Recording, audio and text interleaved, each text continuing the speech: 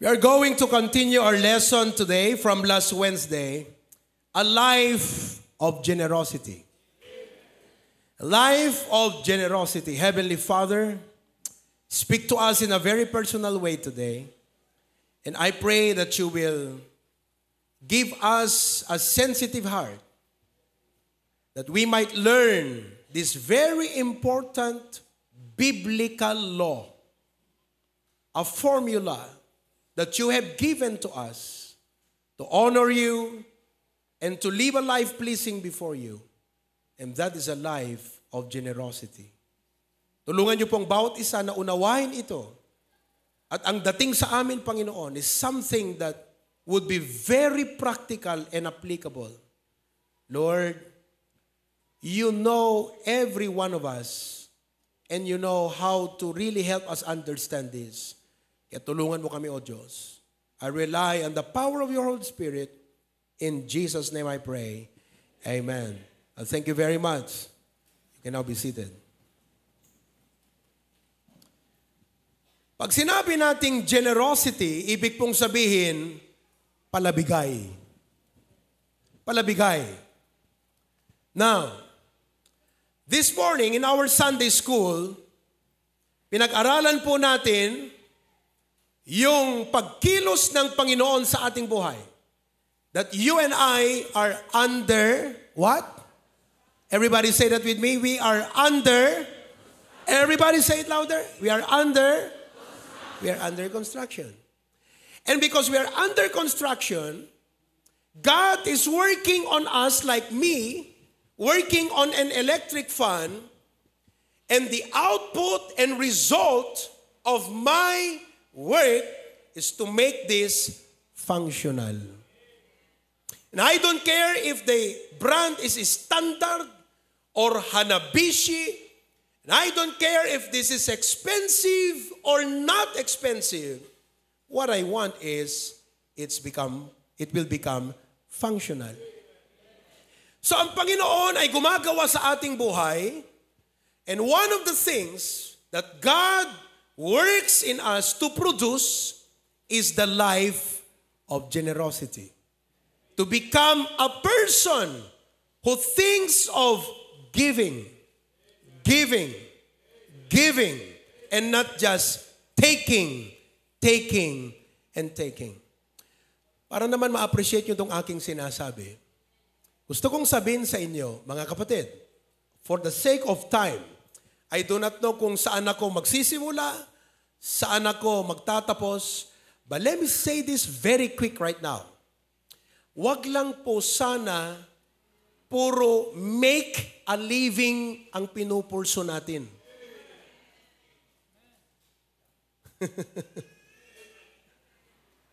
When you say you make a living, you think of where can I get resources to live. Mas maganda po yung you have a legacy. To have a legacy, you have to give. To make a living, you have to get. If your life is only to make a living, then you are not generous, because generosity is about leaving a legacy. This morning I talked with Aldrich and Irma. And Irma is pregnant 2.5 months. One of the blessings they received is yung kanilang visa is renewed for another 3 years. Isn't that a blessing? Now, for the sake of making a living, no kunam ngamin nga make a living, agsapol ti pagbiag. Sino kadagiti agsapsapol ti pagbiag? Okay. For the sake of the idea, make a living, 3 years is a blessing. But as a Christian who have learned the Bible, 3 years is an opportunity for a legacy. Pastor, what do you mean legacy? Sapagkat po, sa pananaw ng tao na walang inisip kundi maghanap buhay, 3 years is a blessing to gain money. But to a Christian like you and me, 3 years is an opportunity to do something worthwhile for the kingdom of God. Kaya nung nakausap ko sila, ang lumabas sa bibig ni Aldrich ay ito. Sabi niya, Pastor, dinagdagan na naman ng Panginoon ng 3 years para kami ay makapag-minister dito sa Australia. What a mindset! 3 years to any regular working person in Australia means 3 years of making a living.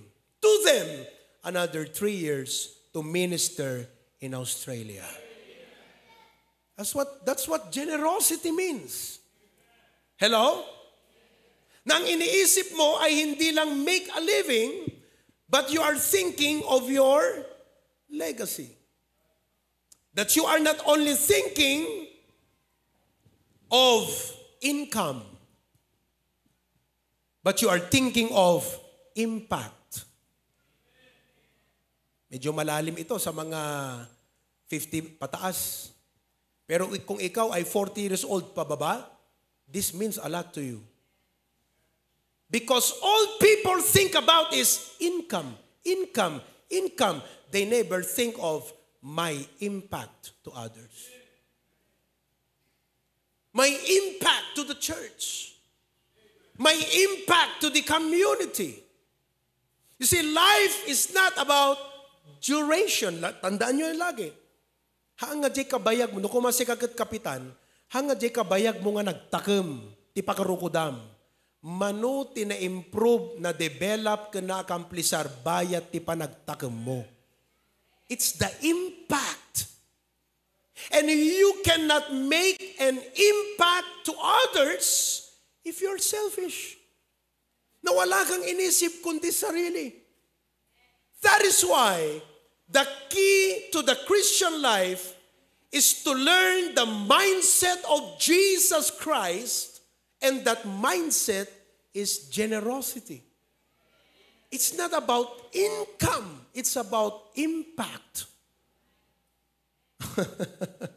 Because your income will not last. Pag kumita ka ngayon ng 20 mil, baka nga kakatanggap mo pa lang yan, ubos na. Bakit? Nakautang ka Kakatanggap, yung iba nga, puro advance. Pero de los menos, ha? I mean, no problem with that. What I'm saying is, if your life is only about income and your concern is about income, let me tell you something. Number 1, ibibigay talaga naman ng Panginoon sa'yo yan. Ang dapat mong paging concern ng buhay, ang talagang usapin sa buhay, hindi po income. Dapagkat naisip na yan ng Panginoon.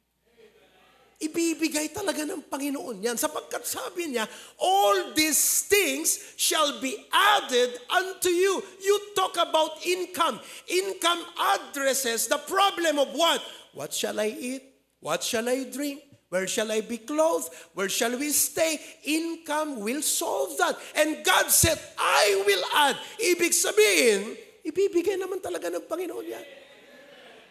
Kaya kung Kristiyano ka, ang dapat lugar ng pag-iisip mo ay hindi lang puro income. Dapat impact. Ano ang impact ng Christian life ko sa iba? Ano ang impact ng testimony ko sa iba? Ano ang impact ng pananampalataya ko sa aking mga anak? Anong magandang gagayahin nila sa akin sa larangan ng paglilingkod, sa pananampalataya, sa pagsuporta sa gawain? Ano ang impression na aking iniiwan o ipinapakita sa kanila? Listen to me. If you're a Christian and you only think about income, you will never be faithful in the work of God. Sapagkat yan ang pag-uusapan natin ngayon. Hello? So when you want to think about your impact as a Christian sa mundong ito, the key is generosity. Are you following? Nakakasunod ho ba kayo? Okay, eto ha. Huwag lang sana yung madaming wealth. Okay ba yung Tagalog-English ko? Parang Chris Aquino to Huwag lang sana na yung taong marami siyang wealth ang i-consider nating mayaman. Sapagkat mismo nagaling sa ating Panginoong Diyos, nakasulat sa kanyang salita na yung maraming works ay siyang mayaman. It's about mindset.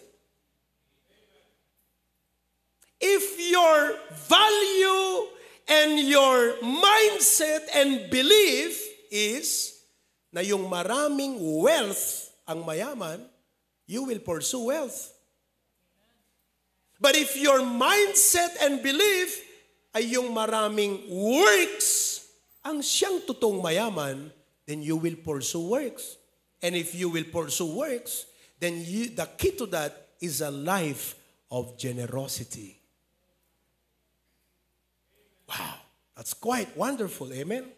Okay, now, the life of generosity is first of all, kung bakit dapat ang isang Kristiyanong katulad mo at katulad ko ay i-embrace or i-accept, i-adapt na yung function niya ay to be generous because number one, life of generosity is a command. Life of generosity is a command. Now listen, not many people would enjoy hearing the word command. Utos na naman. Utos, utos, puro utos, puro utos. You have a wrong idea. Because when you talk about command, listen now, the word command means law. Batas. I would like for you to realize that your concept of command is what is keeping you from obeying God.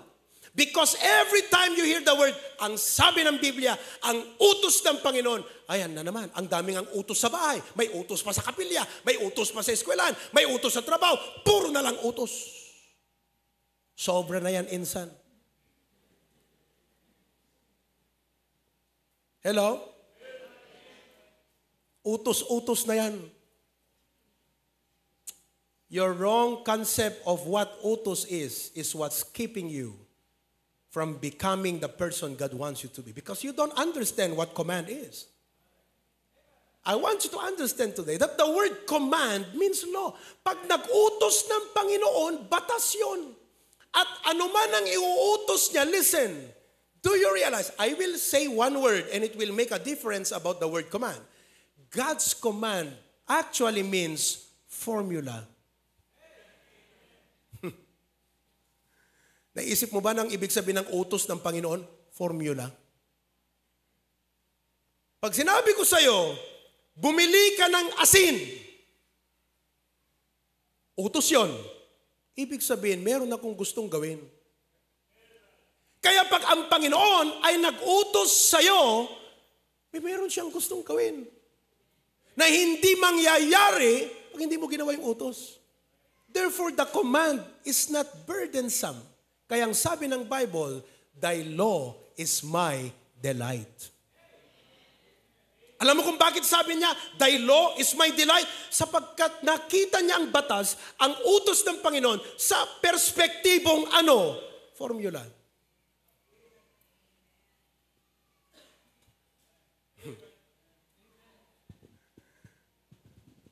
Buhay pa kayo dyan, mga kapatid? At, pag sinunod mo yung utos, wais ka. When you follow the command, you're considered wise. Because you perform the formula that God wants in your life.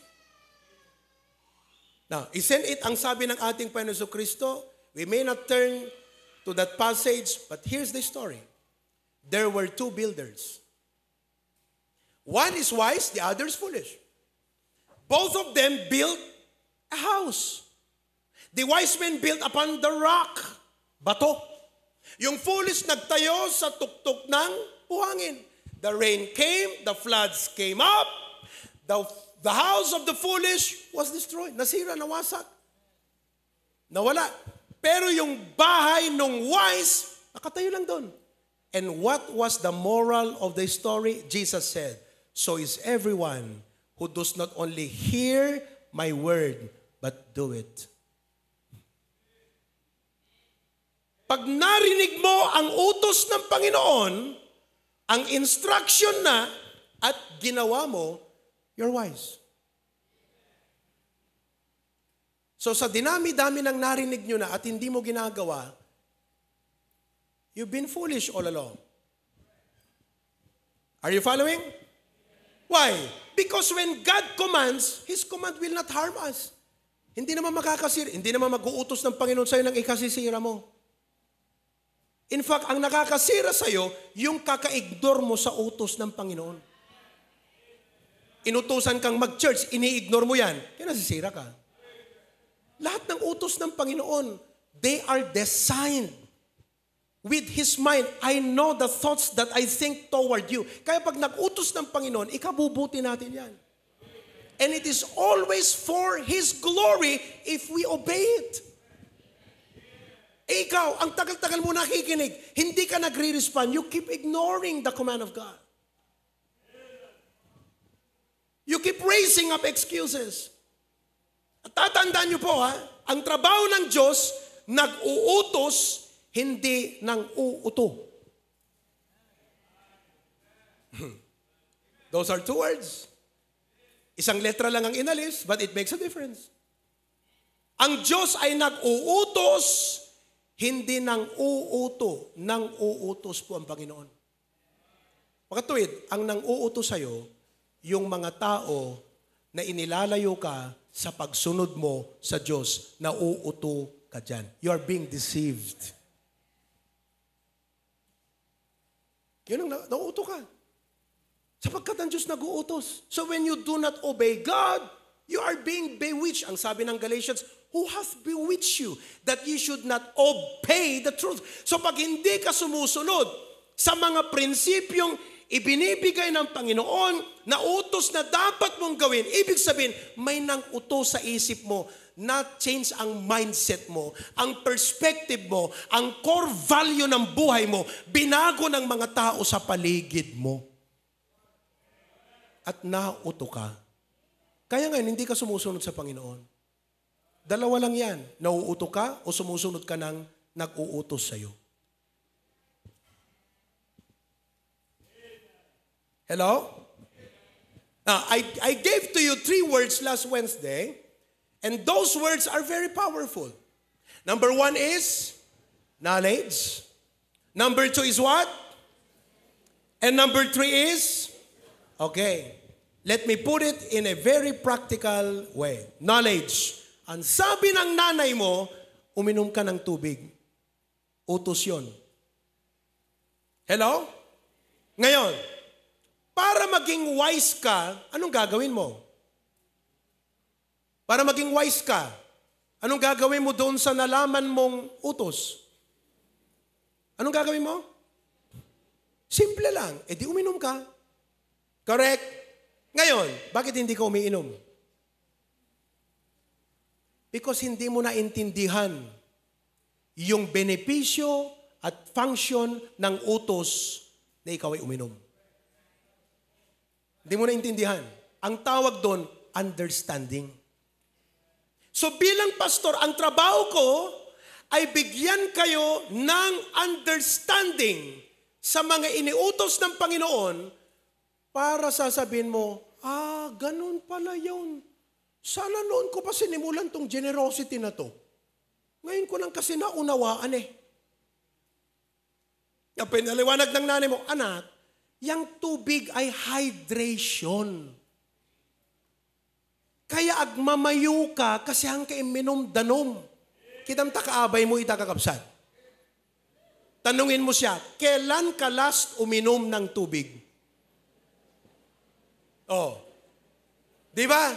Kailan ka last uminom ng tubig? Ngayon, pag naintindihan mo, gusto mong masigla lagi ang pag-iisip mo, uminom ka ng tubig. Kaya pala sinasabing uminom ng tubig, yun pala yun. E di iinom ka na. Bakit? Naintindihan mo. Ngayon, pag sinabi ng Panginoon, live a life of generosity, that's a command. It is a law. And God has a reason for that. And that is our goal today, to understand why God commanded generosity. Bakit niya sinabi, maging generous ka? We learned last Wednesday, first of all, because God commanded the life of generosity, number one, to deal with the sin of greed and covetousness. Alam nyo, ang sumisira sa tao, at kahit sa Kristiyano, ito. Huwag niyo hong sabihing hindi relevant ito. Walang araw na hindi sumasagi at umiikot sa isip mo ang pera.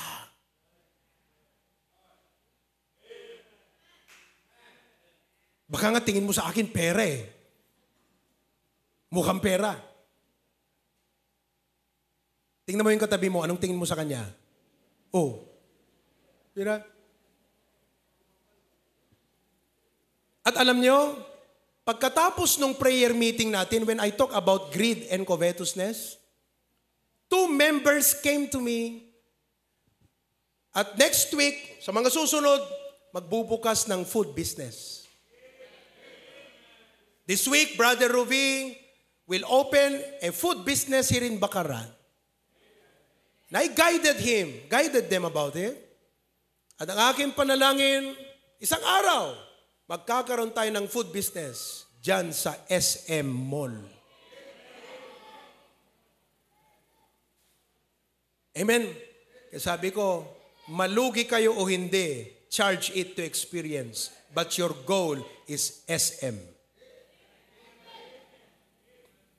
Kasi pwedeng malugi yan, pwedeng hindi mag-workout yan. Pero sabi ko, charge it to experience. And the more I discuss to them about the possibility, the prospect, the wisdom that they could have, I begin to appreciate the message and say, Lord, thank you. Sapagkat very timely, ang dami naming mga members ang nag-iisip na ng negosyo, ang iba trabaho, at marami kaming mga young professional na hindi na nag-a-attend ng church, na hindi na nagbibigay. Panginoon, kailangan nilang mapaalalahanan na sa sidetrack sila. And I want you to know today that this message is reminding you, you are going the wrong way, brother. You're going the wrong way, sister. Let this message speak to your heart today. The reason why many people fail and many Christians don't grow and do not become the person, the generous Christian God wants them to be, is because of this greed and generosity. Ano po bang ibig sabihin ng greed and generosity? Makikita natin yan sa 1 Timothy 6:10. Listen to this. 1 Timothy, for the love of money, that is greed. Ang greed po, ang basic na kaisipan ng taong may greed ay ganito. Ang mahalaga lang sa akin, pera. And if you are driven by that mindset called greediness, you will not care about principle, you will not care about priority, you will not care about God because all you want is money. Realistically, we all need money. But we must be ruled by biblical principles. And the key is generosity. Wala kong pakialam, kahit ang dami-dami mong kinikita, pag hindi ka na nagbibigay sa Panginoon, you are now ruled by greed. And observe your Christian life. Observe your spiritual life. It's being driven by greed. The love of money. Money is not evil. Because we all need money. What is evil is the love. It's the greed. Ngayon, sabi rito, the love of money is the root of all evil.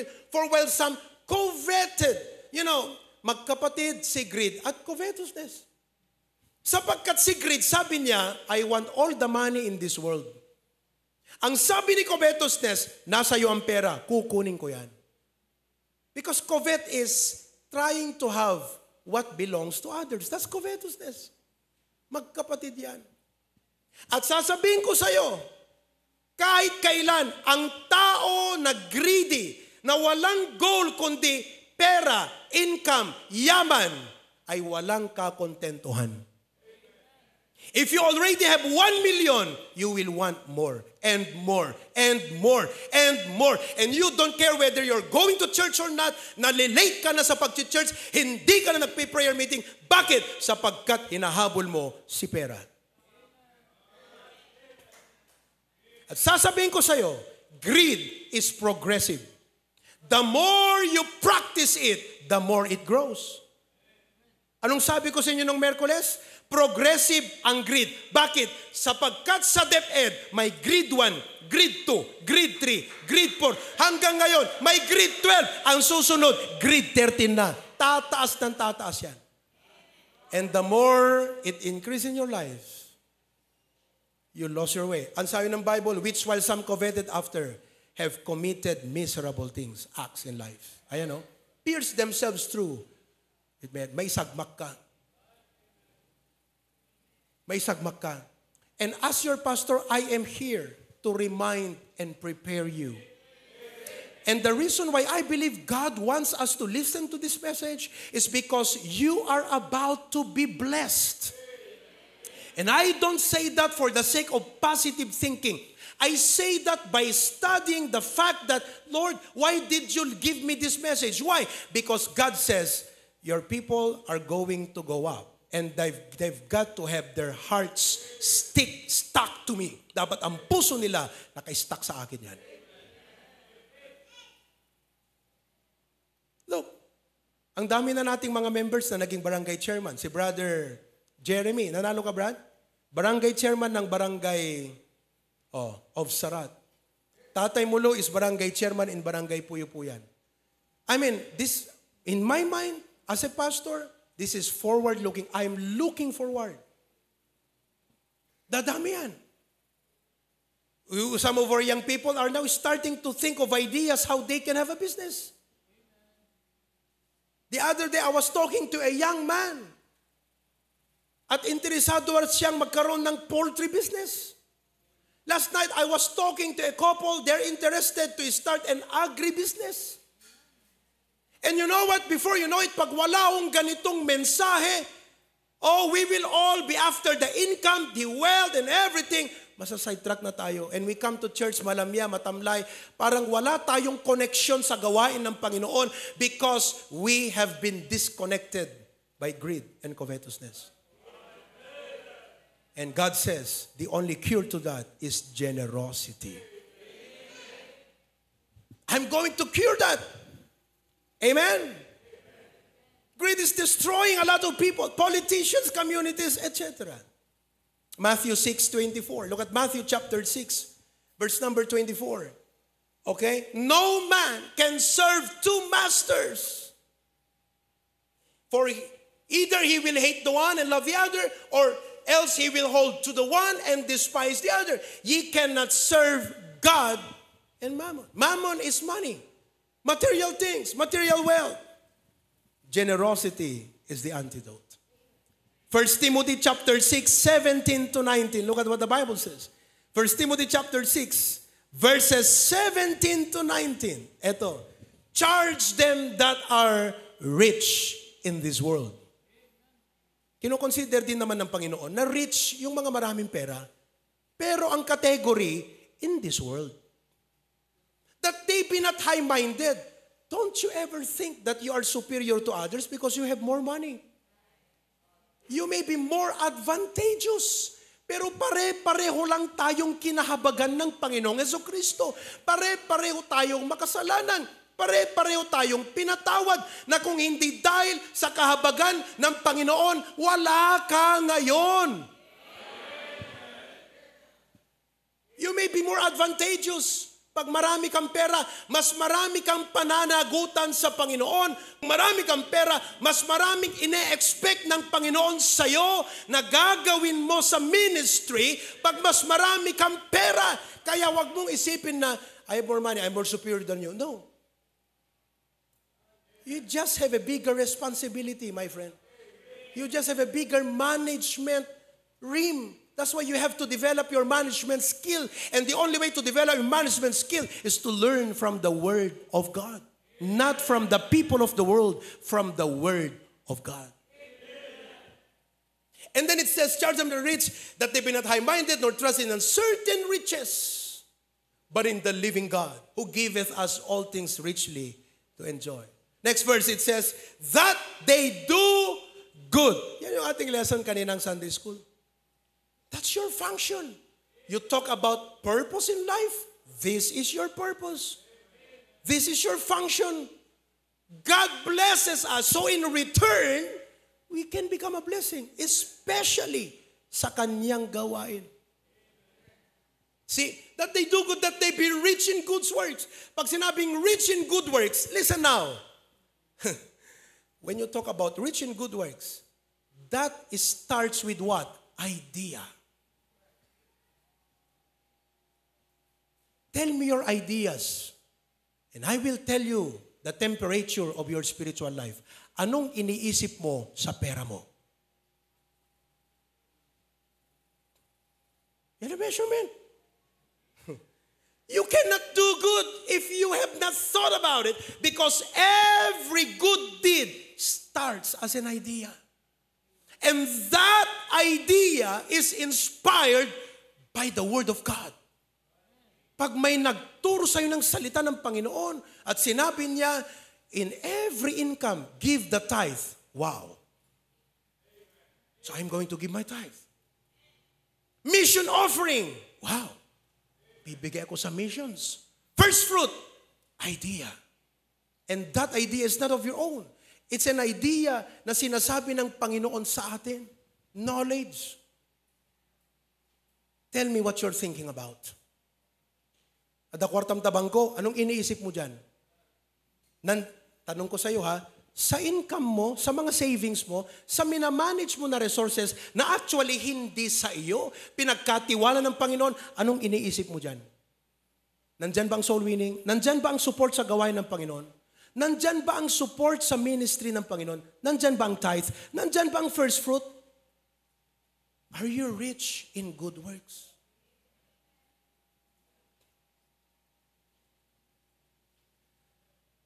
Silent night. I praise God. You know what? Yesterday, I went to Kiling Sur in Batak. Nagbisita ako. Nakausap ko yung barangay chairman. You know, di ko na maikwento lahat. But when I was coming home, I said, God, we are starting in Batak City. Listen to me now. Give me an idea. And the Lord impressed an idea in my mind. And do you know what's that idea? I would like to meet all the barangay chairman in Batak City. And by all means, let us do good. Kung magbigay tayo ng pintura, magbigay tayo ng basurahan, every deed is a seed. Sabihin nyo nga yun, every deed is a seed. Ang sabi ng Galatians, God is not mocked. Be not deceived. For what a man soweth, that shall he also reap. At bilang mga Kristiyano, ang layunin ng Diyos sa atin ay pagpalain tayo upang sa paggawa natin ng mabuti sa kapwa, ang mabenepisyuhan ay ang kanyang gawain. Na dahil sa paggawa mo ng mabuti, they will glorify your Father. In other words, your doing of good will produce prospects. Kung saan pwede nating ilapit sa paanan ng ating Panginoon.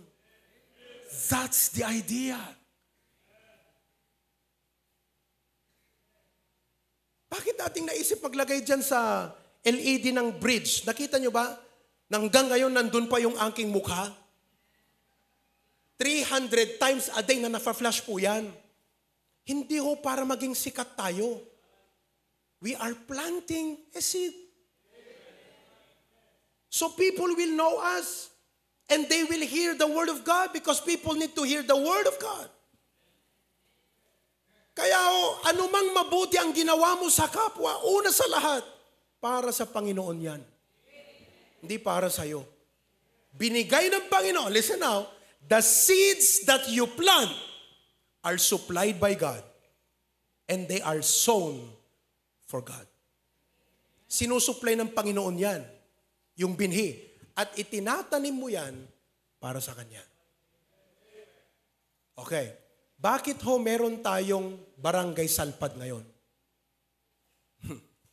Meron tayong barangay salpad na outreach. Bakit?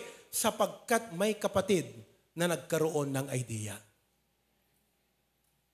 Si Brother Brgy, shinare niya sa akin, may natanggap siyang blessing. Sabi niya, Pastor, because of this blessing, I want my loved ones in Barangay Salpad Pasukin to hear the gospel. Kaya sa aking birthday ng anak ko, Pastor, pang-aasim taing ka man kasabaan, dagijay kabagyak. He had to be generous. That was an idea. He planted a seed for the work of God. So pumunta ako. That was Wednesday afternoon, 4 p.m. I shared the gospel.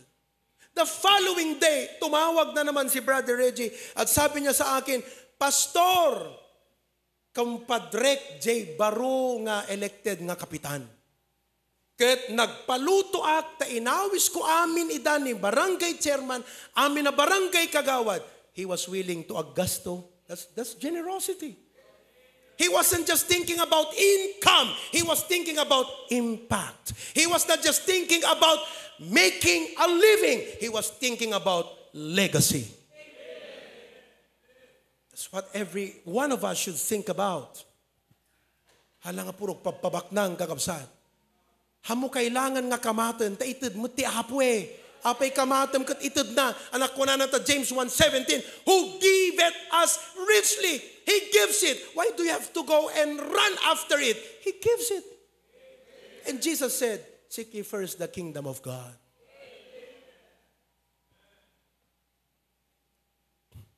And so ngayon, nag-conduct ko ako ng Bible study that Friday.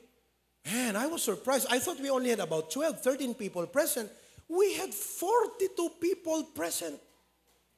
And I told them, you know what? As barangay chairman and barangay kagawad, let me give you 4 words. Start with letter S to become effective barangay official. Pag may mag-invite sa akin, isi-share ko yan. Hindi ko iba sasabihin ngayon. Secret. And I told them, pero dingag kakapsat, uri dala, agnanga ti duma. Kasi sinabi ko, once a month, invite me or Pastor Ver to conduct a devotion here. It only started with what? Idea. Idea that was what? Influenced by the Word of God. And what is the Word of God telling us? A life of generosity. Plant a seed, plant a seed, plant a seed, plant a seed para maraming kaluluwa ang mailapit sa Panginoon. That is God's plan. That is God's purpose. Kaya kung ikaw, kahit kumikita ka sa trabaho mo, magandang negosyo mo, kung wala kang nailalapit sa Panginoon, you do not wonder why you do not feel fulfilled because you're not fulfilling what you're supposed to fulfill. You're only after income. You're only after make a living. You're not after impact and legacy. Wow. Kaya sabi ng Bible, they be rich in good works, willing to distribute, ready to distribute, willing to communicate. Amen? Oh. Let me close with this. Pambira, oh. Hindi tayo naka-second point kayo na. Review lang to. It's just right. Okay. Let me point this thing out to you as I close. Do you know how many years more you're going to live? Pag-aralan nyo yan, pag-isipan nyo yan. Ilang taon ka pa kaya mabubuhay sa mundong ito? I always say when I speak on a birthday party, our culture, no matter if you're coming from the brown race, we are brown race. Brown rice. Or you're coming from the yellow race, the Chinese and the Japanese. You're coming from the white race, the Americans or the black race. Everyone has the same culture. Pag nag-birthday, they're counting up. Manutawon ko, manutawon ko, manutawon ko. Am I right? I always say, nag-birthday ka itang atawon, tibilangam, countdown, manupay nga tawon ko. If the Lord had willed nga aging gakalat 60, manupay nga tawon mo nga agbyag tirabaw tidaga.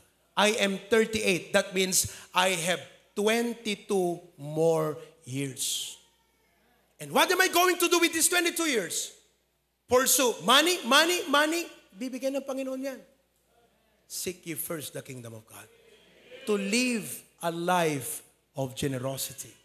With my time, I will be willing to spend time so that I could add value to your life. Ibig sabihin, tutulungan kitang lumago sa pananampalataya. Tutulungan kitang makilala mo ang iyong Diyos. Tutulungan kong maunawaan mo ang plano ng Panginoon sa buhay mo at sa pamilya mo. I want to make sure that I've donated so much of my time for the work of God so that I could say, it's a well-lived. And God will say, well done. At the lugar ti amin kakabsat, oras ti panangan, oras pa nagbakasyon, oras ti pa nagturog, oras ti pa nagrelax, at the oras na amin, napatag amin, ngem kapatgan ti pa nagserbi iti Apo. I challenge you today, live a life of generosity. Oh, feeling ko alas 4 na, pambira, biglang dumilim. Amen?